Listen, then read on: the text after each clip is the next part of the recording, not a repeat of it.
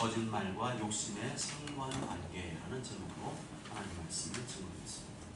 오늘 말씀에 보면 주인공 두 사람이 등장을 하죠. 누구와 누구죠? 엘리사와 게하시죠. 누구와 누구라고요? 엘리사와 게하시. 따라해 보실까요? 엘리사와 게하시. 엘리사와 게하시. 엘리사와 게하시. 엘리사와 게하시. 엘리사와 게하시. 엘리사와 게하시. 20절에 보면 엘리사는 누구라고 말씀하죠? 하나님의 사람 엘리사. 엘리사는 하나님의 사람, 하나님의 종, 하나님의 선지자였습니다. 하나님의 말씀을 가르치고 하나님의 일을 감당하는 사람이었습니다. 게하시는 어떤 사람이었죠? 하나님의 사람 엘리사의 사환. 게하시는 엘리사의 사환, 종, 심부름꾼, 비서였습니다. 엘리사를 도와서 하나님의 일을 감당하는 사람이었죠. 20절 중반절에 보면 게하시가 무슨 생각을 하고 있죠? 내 주인이 이 아람 사람 나아만에게 면하여 주고 그가 가지고 온 것을 그의 손에서 받지 아니하였도다. 아람 사람 나아만이 엘리사 선지자에게 예물을 준비해 왔는데 그걸 주인이 선지자가 안 받았어요. 그래서 무슨 생각을 하냐면 여호와께서 살아계심을 두고 맹세하노니 내가 그를 쫓아가서 무엇이든지 그에게서 받으리라. 핵심은 뭐죠? 그에게서 받으리라. 받을 생각을 하고 있었습니다. 내 주인은 그의 손에서 받지 아니하였지만 그러나 나는 그를 쫓아가서라도 무엇이든지 그에게서 받으리라. 나는 내 주인이 안 받은 것을 기필코 쫓아가서라도 받아내리라 생각을 했습니다. 여기서 말하는 그는 누구를 말할까요? 그의 손에서 받지 아니하였도다. 그를 쫓아가서 그가 누구예요? 아람 사람 나아만을 말하죠. 이 아람 사람 나아만은 아람 나라의 장군이었습니다. 아주 유명한 장군이었어요.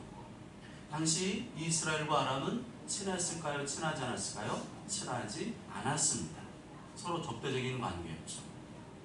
쉽게 말하면 지금 적군의 장수가 이스라엘 영토 안으로 들어온 것입니다. 물론 이스라엘 왕의 허락을 받고 들어왔죠.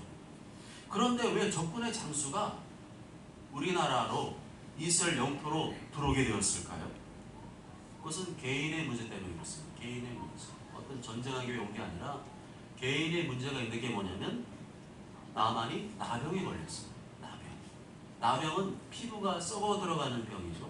피부가 썩어서 피부가 하얗게 됩니다. 이건 그 당시에는 고칠 수가 없는 병이었어요. 지금은 좀 의약품이나 치료제가 발달돼서 이게 좀 치료가 가능하다고 하죠. 그렇지만 그 당시에는 전혀 고칠 수가 없는 불치병이었습니다. 그런데 어느 날 이스라엘에 선지자가 있는데 그 선지자를 찾아가면 그 사람이 당신의 병을 고칠 수 있습니다 라는 소문을 들었어요. 그래서 적군의 장수가 이스라엘 왕에게 편지를 보내서 내가 이러이러하니 내가 전쟁하러 가는 게 아니고 내 병을 좀 낫고자 하니 그 이스라엘 선지자 좀 만나게 해주십시오 라고 부탁을 했던 거죠. 그렇게 이스라엘 땅에 들어와서 선지자를 만나게 됩니다. 그 선지자가 누구였어요? 엘리사 선지자였죠. 그 결과 어떻게 되었을까요? 이 병이 고침받게 되었을까요? 고침받게 되었습니다. 누구를 통해 고침받게 되었다고요? 엘리사 선지자를 통해서 고침을 받게 되었습니다. 그럼 어떤 식으로 고침받게 되었을까요? 엘리사의 선지자의 말에 순종함으로 고침을 받게 되었습니다. 자신의 주관, 판단, 생각, 경험, 지식을 다 버리고 오로지 엘리사 선지자의 말에 순종을 했더니 고침을 받게 되었습니다. 아멘. 14절에 보면 이렇게 말씀하죠. 나아만이 이에 내려가서 하나님의 사람의 말대로 요단강에 7번 몸을 잠그니 그의 살이 어린아이의 살같이 회복되어 깨끗하게 되었더라. 아멘. 어떻게 했더니 나아만 장군의 이 썩어 들어간 피부가 아이의 살같이, 어린아이의 살같이 깨끗이 회복되었다고요? 요단강에 7번 몸을 담갔더니 깨끗이 회복이 되었습니다.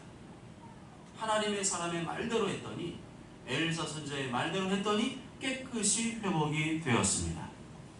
그런데 엘리사 선지자가 했던 말이 일리가 있나요? 납득이 됩니까? 납득이 안 되죠. 일리가 없는 말이에요. 아니, 약을 먹어야지, 주사를 맞아야지 그 요단 강물에 들어간다고 낫겠어?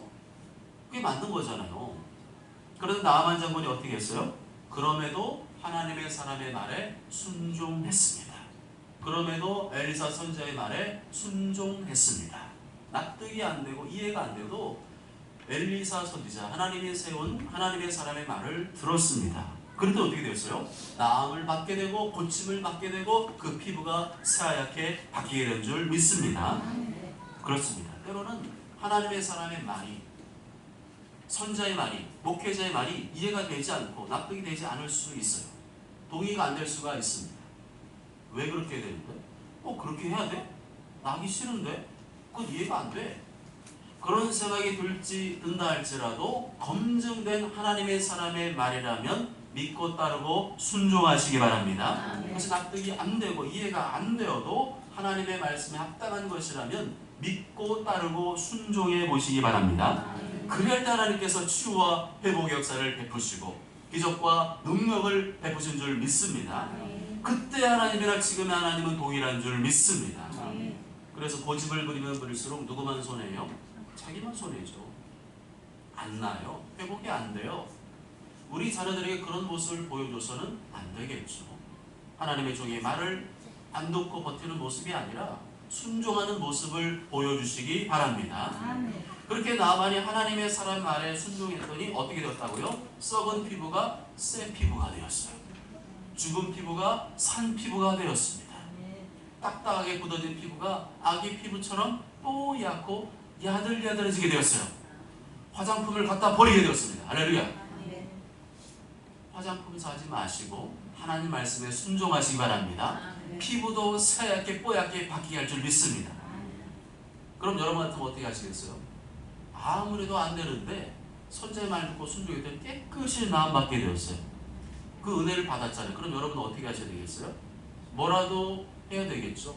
선자를 위해서 뭐라도 해야 되겠죠. 뭐 식사 대접을 하든지 작은 선물을 준비하든지 뭐라도 하는 게 맞잖아요. 나만 장군을 치료해 주신 분은 누구시죠? 하나님이십니다. 하나님께 감사 영광을 돌려야 됩니다. 그렇지만 자기가 나음받도록 옆에서 수고해주고 도와준 사람 누구예요? 엘리사 선지자죠. 그래서 우리는 두 가지를 다 해야 됩니다. 하나님께 먼저 감사와 영광을 올려드리고 또 수고해준 그 사람에게도 감사를 해야 됩니다. 인간관계를 잘하는 사람 특징이 있다면 고마운 표시를 잘하는 사람이죠. 그게 비싼 것이든 그렇지 않은 것이든 상대방의 호의와 수고에 대해서 감사의 표시를 어떻게든 하는 사람이 인간관계를 잘하게 됩니다. 그런데 엘리사 선지자가 나아만 장군의 예물을 받았나요? 안 받았나요? 받지 않았습니다. 정중히 거절했습니다. 그랬더니 안 받은 것은 엘리사 선지자인데 그 안 받는 것을 보고 속이 뒤집어진 사람이 있었어요. 미치고 환장해서 막 난리가 난 사람이 있어요. 그 사람 누구죠? 게하시였습니다. 게하시는 무슨 생각을 하고 있었죠?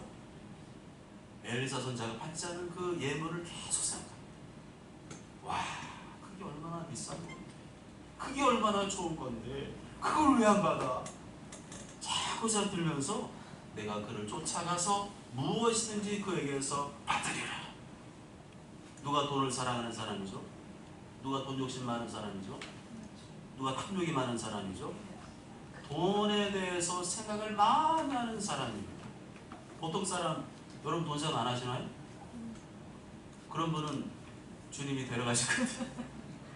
보통 사람 하루에 한두 번, 아니 두세 번 생각을 하잖아요. 그런데 돈을 사랑하는 사람은 하루에 10번, 20번 그 이상을 생각합니다. 그렇게 돈에 대해서 생각을 많이 하는 사람이 돈을 사랑하는 사람이고 돈 욕심이 많은 사람이죠. 결국 그 사람은 어떻게 될까요? 무엇을 따라가게 될까요? 돈 따라가게 되겠죠. 아무리 하나님 자녀라 할지라도 자주 돈을 생각하고 수시로 돈을 생각하는 사람은 결국에는 돈을 따라가게 돼 있습니다. 그게 그 사람의 믿음이죠. 아이고 그걸 왜 안 받아? 아우 진짜 미치겠네. 왜 안 받아? 그냥 주는데 은 2달란트, 옷 2벌, 그걸 왜 안 받아? 어우 그 비싼 거.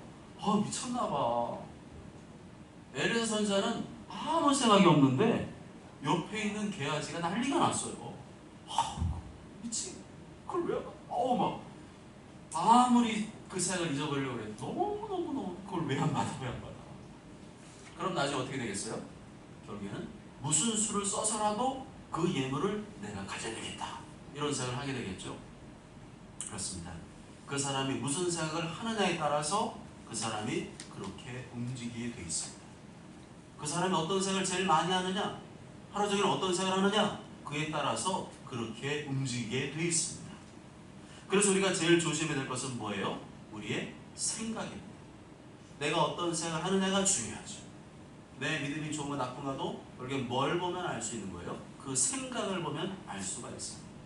믿음의 생각, 말씀의 생각, 좋은 생각, 긍정적인 생각을 하면 그 사람의 삶도 그렇게 되는 것이고, 그 사람이 맨날 엉뚱한 생각하고 하나님 말씀과 상관없는 생각하고 죄짓는 생각하고 그러고 있으면 그렇게 살게 돼 있습니다. 결국 21절에 게하시는 어떻게 하죠?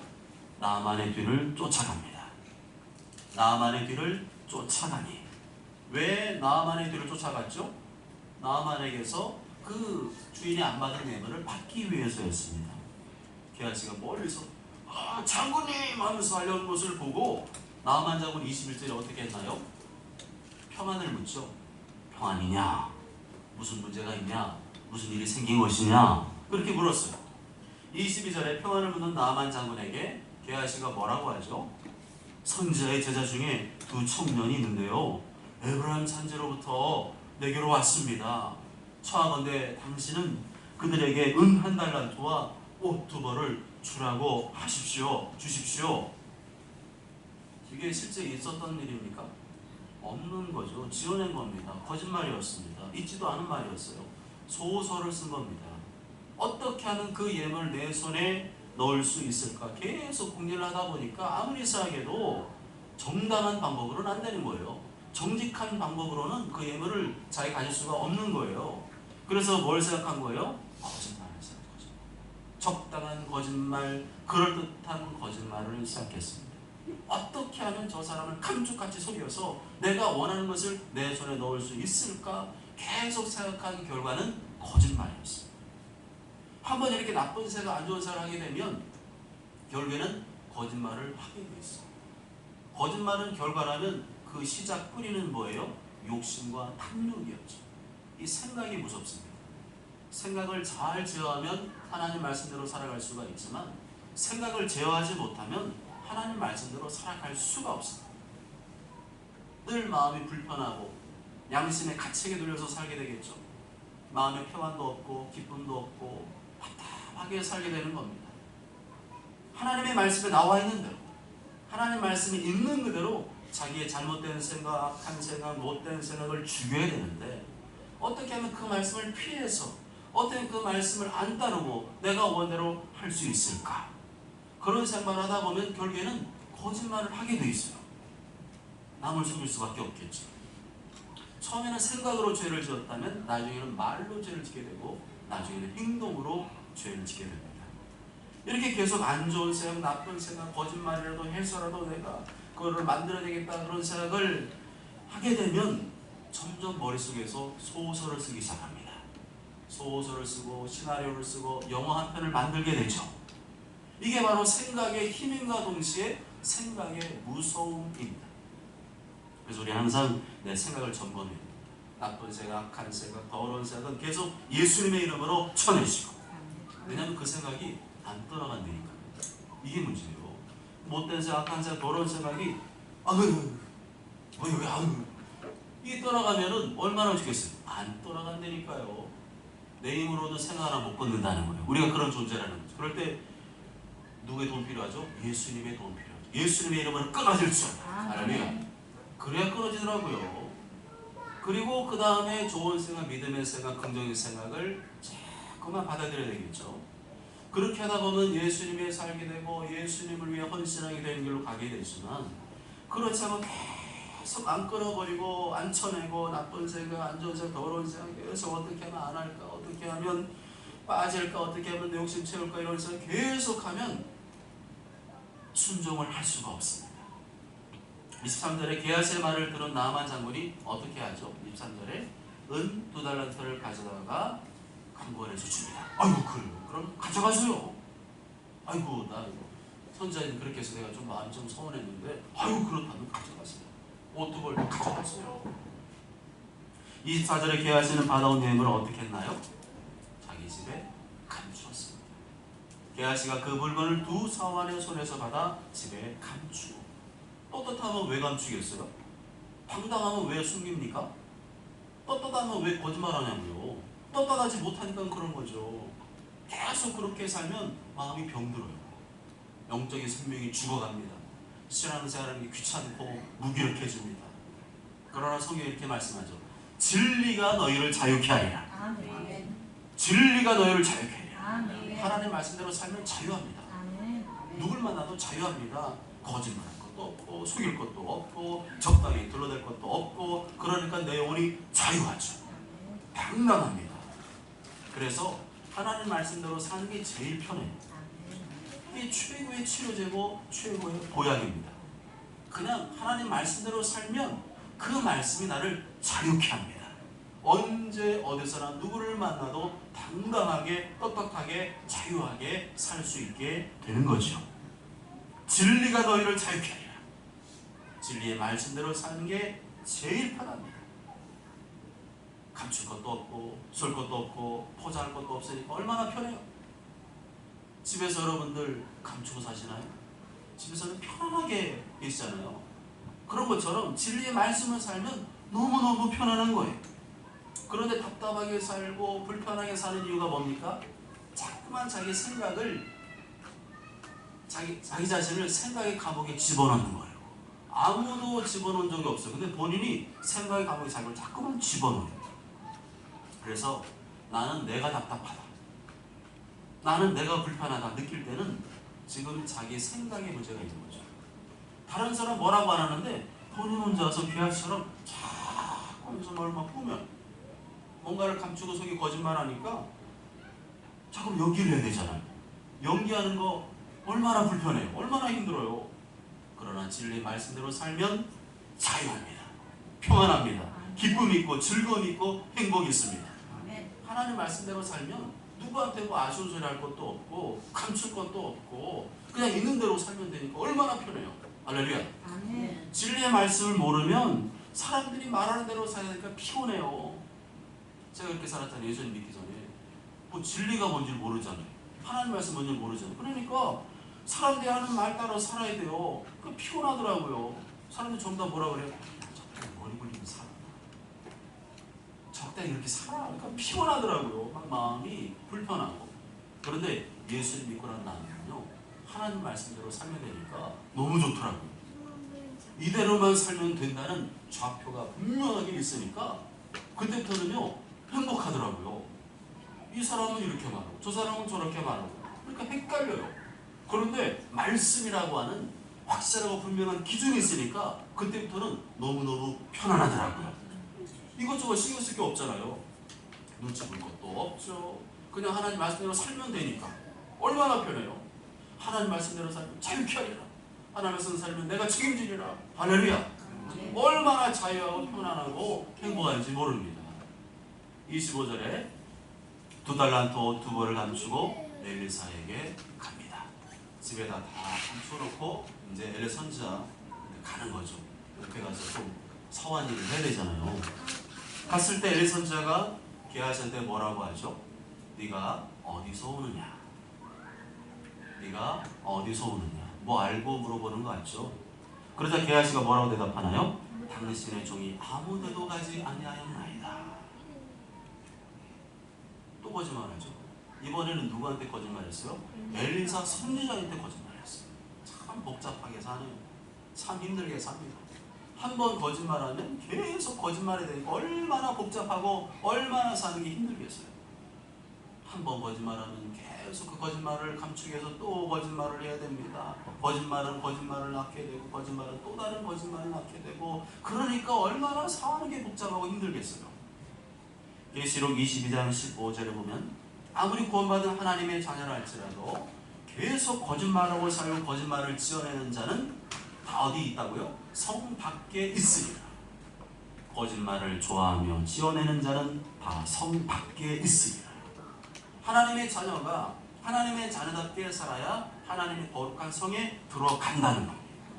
하나님의 자녀답게 거룩한 세마포옷을 입은 자가 거룩한 성에 들어간다는 것입니다. 거룩한 예복, 거룩한 세마포옷이 뭡니까? 성도의 옳은 행실이다 라고 분명히 말씀하죠. 요한계시록 19장 8절에 보면 이 세마포옷은 성도들의 옳은 행실이로다. 다시 말하면 성도의 믿음과 삶이 일치해야 그게 주님이 인정하는 믿음이라는 것입니다. 믿음대로 말대로 행동대로 사는 자는 예수님께서 그 믿음을 인정하지 않으신다는 겁니다. 그는 예복을 입지 않은 자이기 때문에, 예수님이 정한 예복을 입지 않은 자이기 때문에 성 밖으로 쫓겨나게 되는 거죠. 그 예복이 뭐죠? 거룩한 세마포 옷입니다. 성도들의 옳은 행실입니다. 믿음과 삶이 같이 가야 한다는 거죠. 그래 예수님께서 네가 거룩한 예복을 입고 왔구나 하시면서 너는 들어가라 하신다는 거죠. 그런데 그게 아니라 죄악의 노기를 입고 오면 너는 누구냐? 너는 성 밖으로 나가라 이러신다는 거죠. 만약에 그런 일을 당하게 되면 얼마나 당황스럽겠어요. 그때는 기회가 없잖아요. 이 땅에 사는 동안에는 회개하고 기회라도 있지, 그때 가면 기회가 없습니다. 예수님께서 청함은 받았지만, 초청은 받았지만 예물을 입지 않은 성도는 어떻게 해야 한다고 되어 있냐면요, 그 손발을 묶어 바깥 어두운 데 내던져 것이라고 하셨습니다. 그 말씀을 우리가 봤으면 그렇게 될 거라고 믿어야 되는데 그렇게 안 믿는 성도들이 많아서 문제입니다. 예수님 답답하시겠죠. 26절과 27절 말씀 보면 게하시의 거짓말에 대해서 엘리사가 정확하게 집어냅니다. 게하시가 말한 적 있어요? 말한 적 없어요. 근데 엘리사가 정확하게 무슨 일이 벌어졌는지 말을 합니다. 첫째는 한 사람이 수레에서 내려 너를 맞이할 때 내 마음이 함께 가지 아니하느냐. 둘째는 지금이 어찌 은을 받으며 옷을 받으며 감남원이나 포도원이나 양이나 소나 남종이나 여종을 받을 때이냐. 셋째는 나만의 나병이 내게 들어 네 자손에게 미쳐 영원토록 이르리라. 이 중에서 우리가 가장 눈여겨봐야 할 대목은 엘리사 선지자가 첫 번째로 한 말이죠. 내 마음이 함께 가지 아니하느냐. 여기서 말하는 내 마음은 엘리사죠. 엘리사, 내 마음이 함께 가지 아니하느냐. 네가 그 예물 받으러 갈 때 나만 장군한테 가서 그 예물 내가 받지 않은 재물 네가 굳이 받으러 갔을 때 내 마음도 거기 갔다는 거죠. 다른 성경에서는 내 영이 거기 함께 갔다는 말씀입니다. 너는 몰랐지? 나는 내 마음이 그때 거기에 갔었고 내 영도 거기에 가서 네가 뭘 하는지를 다 보았다는 것입니다. 한 사람이 수레에서 내려 너를 맞이할 때 네 마음이 어디 있는지도 알았다는 거죠. 엘리사 선지자가 게하시의 마음의 흐름을 다 읽고 있었습니다. 간파하고 있었습니다. 그 마음이 지금 어디로 흘러가는지 그 흐름을 콕 집어낸 거죠. 우리 마음속에 물결이 흘러가는 것 같은 흐름이 있습니다. 우리의 마음의 흐름이 예수님께로 향하고 천국으로 향하면 그리로 가는 것이고, 우리의 마음이 세상으로 향하고 물질로 향하면 그리로 가는 겁니다. 그 사람이 아무리 예수님이고 거듭난 하나님의 자녀라 할지라도 마음의 흐름이 그리로 가면 그리로 가는 거예요. 그래서 우리의 마음은 바다와 같죠. 우리의 마음이 지금 파도가 치고 있습니다. 여러분 마음에 파도가 치고 있습니다. 계속 끊임없이 마음에 파도가 치고 있습니다. 그런데 이 파도의 물결이 어디로 흘러가느냐에 따라서 그 사람의 인생도 바뀌게 되어 있습니다. 엘리사 선지자는 바로 그 부분을 지적하는 거죠. 네 마음이 예물 따라 갔다는 거죠. 네 마음이 물질로 갔다는 겁니다. 그래서 네가 오늘 나만에게도 거짓말을 하고 선지자에게도 거짓말하는 큰 죄를 저질렀다는 것입니다. 여러분의 마음은 지금 어디로 가고 있습니까? 취업입니까? 공부입니까? 진로입니까? 성공입니까? 가족입니까? 자식입니까? 배우자입니까? 그게 예수님께서 원하시는 마음의 흐름일까요? 나를 죄의 사망에서 지옥에서 건져주신 예수님께서 나에게 원하시는 마음의 흐름은 무엇일까요? 우리의 마음이 어디로 흘러가기를 원하실까요? 예수님께로, 말씀으로, 교회로, 영혼으로 흘러가기를 원하신 줄 믿습니다. 그렇게 흐르는 사람은 어디로 가는 거예요? 천국으로 잘 가고 있는 거죠. 중요한 것은 내 마음의 생각을 점검하는 것입니다. 지금 내 마음의 생각이 어디로 흘러가고 있는가? 내가 자주 생각하는 게 무엇인가? 하루 종일 생각하는 게 무엇인가? 그것을 점검하면 내가 지금 어디로 가는지 답이 나온다는 것입니다. 내 마음이 예수님께로 향하고 천국으로 향하면 천국으로 가는 것이고, 그렇지 않고 내 마음이 세상으로 향하고 물질로 향하면 그 길로 가는 거죠. 그 결과 점점 천국과는 멀어지고 점점 지옥과는 가까워지게 되는 것입니다. 이 7절에 엘리사의 선포가 끝나자 무슨 일이 일어났습니까? 게하시에게 나병이 발하여 눈같이 피었습니다. 나만 장군에게 임했던 그 질병이 이쪽으로 넘어오게 된 거예요. 여기는 나만 장군에게 그 나병이 발했던 것도 누가 하신 거예요? 하나님이 하신 거예요. 그리고 그걸 치유한 분도 하나님이시고, 또 거꾸로 나만 장군의 예물을 받으려고 그렇게 쫓아갔던 그 게하시에게 임한 나병도 누가 허락하신 거예요? 하나님이 허락하신 것입니다. 그러므로 나병이 내게 들어 내 자손에게 미쳐 영원토록 이르리라 하니, 게하시가 그 앞에서 물러나오매 나병이 발하여 눈같이 피었다. 말씀이 떨어지자마자 나병이 그대로 임했습니다. 게하시가 이렇게 된 이유가 뭐죠? 이 지경이 된 이유가 뭡니까? 물질의 욕심과 탐욕을 포기하지 못했기 때문입니다. 물질의 욕심과 탐욕이 많으면 많을수록 결국에는 거짓으로 부리게 되어 있고, 그 끝은 질병과 저주와 고통이라는 것입니다. 사랑 여러분, 오늘 하나님께서 두 사람의 인물을 대비해서 말씀해 주셨습니다. 한 사람은 욕심을 정복한 사람, 한 사람은 욕심을 정복하지 못한 사람. 엘리사는 욕심을 정복한 사람, 게하시는 욕심을 정복하지 못한 사람. 게하시가 예물과 재물에 대한 욕심을 내려놓았으면 얼마나 마음이 자유하고 편안하고 행복한 삶을 살았을까요? 엘리사 선지자와 함께, 그때 가장 유명하고 훌륭한 선지자였잖아요.